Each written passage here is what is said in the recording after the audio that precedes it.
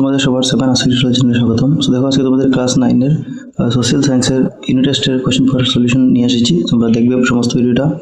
চ্যানেলে নতুন করে থাকলে সাবস্ক্রাইব করে দিবে। এখানে প্রত্যেকটা বিষয়ের এক্সপ্লেনেশন দেওয়া আছে, শর্টসে অনেক কোশ্চেন তোমরা পেয়ে যাবে।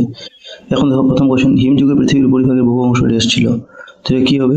হিমযুগে পৃথিবীর বহু অংশ এটা বরফাবৃত ছিল, ঠিক আছে? কারণ হিম থেকে বোঝাচ্ছে বরফ, হিমালয় থেকে মনে করছো। পৃথিবীর কত শতাংশ জলভাগ? এটা হবে 71%। এবারে ভারতবর্ষে পর্তুগিজদের পরে কোন ইউরোপীয় দেশের নাগরিক এসেছিল?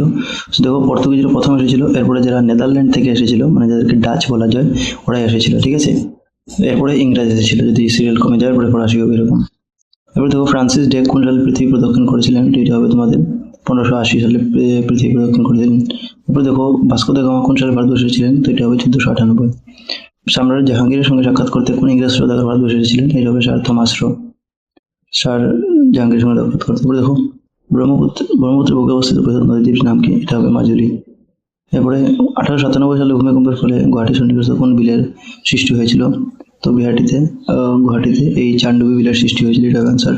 ইনসেলবার্গ কোন ভাষার শব্দ? এটা জার্মানি ভাষার শব্দ।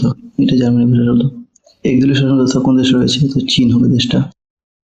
তারপরে দেখো আরো কিছু কোশ্চেন আছে, এটা স্টুডেন্ট আমাকে পাঠিয়েছে, তোমরা আমাকে হোয়াটসঅ্যাপ করবে 8638415404। তোমাদের কিছু প্রবলেম হলে আমাকে এখানে জিজ্ঞাসা করতে পারবে, তোমরা কাইন্ডলি কোশ্চেনটা পাঠিয়ে দিও। তো দেখো আমেরিকা যুক্তরাষ্ট্রে কি ধরনের দলীয় ব্যবস্থা আছে? এখানে দ্বিদলীয় আছে ব্যবস্থা।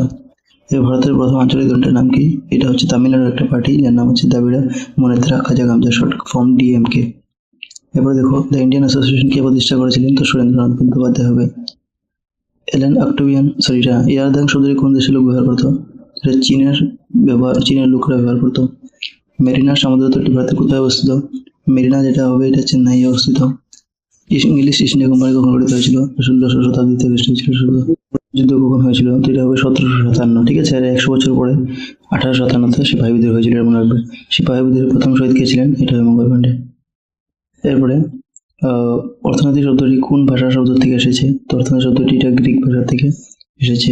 এরপর অর্থবিজ্ঞানের পিতৃস্বরূপকে? সেটা তোমরা জানো, এটা আদাম স্মিথকে অর্থবিজ্ঞানের পিতৃস্বরূপ জানা যায়। কিছু 2 মার্কের কোশ্চেন আছে, তো এগুলো তোমার বই থেকে নিশ্চয়ই শিখবে, তবু কিছু উত্তর আমার যেটা বলতে পারি শর্টকাট আমি বলে দিব তোমাদেরকে, এক্সাম লিখতে পারো যদি যারা এখনো পড়া নাই। তো হিমবাহ কাকে বলে? দেখো হিমবাহ লিখবে তোমরা এরকম লিখবে যে পার্বত্য বা মেরু অঞ্চলে ওই সঞ্চিত বিশাল বরফের স্তূপ, যেগুলো বরফের স্তূপ যে পাহাড় হয়ে জমা থাকে এক গাদা, ওইরকম লিখবে যে পার্বত্য বা মেরু অঞ্চলে সঞ্চিত বিশাল বরফের স্তূপ নিজের ওজনের কারণে ধীরে ধীরে নিচের দিকে প্রবাহিত হয়, যখন ওজন তবে হিমবাহ বলে, ঠিক আছে?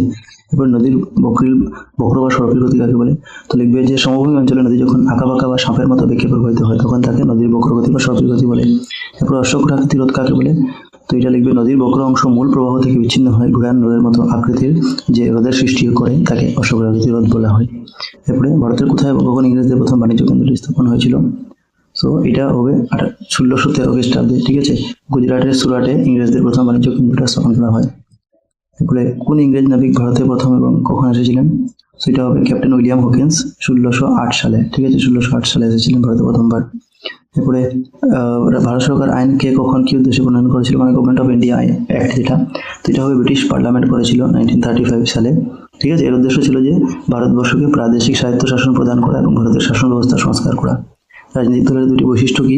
তো রাজনৈতিক দল বৈশিষ্ট্য হবে, একটা লিখে নেবে যে তারা নির্বাচনে অংশগ্রহণ করে, আর একটা লিখে নেবে তারা সরকার গঠন করে এবং দেশ পরিচালনার চেষ্টা করে। আর অর্থনৈতিক শব্দটি কোন ভাষার শব্দ থেকে নেওয়া হয়েছে? একটু আগে পেলাম গ্রিক ভাষার একটা শব্দ আছে যার নাম ঐকোনমিয়া, ঠিক আছে? ঐকোনমিয়া, এটা তোমাদের বইয়ে দেওয়া আছে, ইকোনমিক্স বইয়ে দেখবে অর্থনীতি বইয়ে। ঐকোনমিয়া শব্দটি গ্রিক ভাষার, এটা থেকে অর্থনীতি শব্দের উৎপত্তি হয়েছে। তারপর দেখতে পারো এখানে কিছু লং কোশ্চেন আছে, এগুলো ঠিক দেখা যাচ্ছে না কিন্তু তোমরা বুঝে যাবে। গ্রাফ কাকে বলে? গ্রাফ কয় প্রকার, কি কি আছে? ভারতে ব্রিটিশ শাসন করলে, এটা এক্স্যাক্টলি বোঝা যাচ্ছে না আমাকে।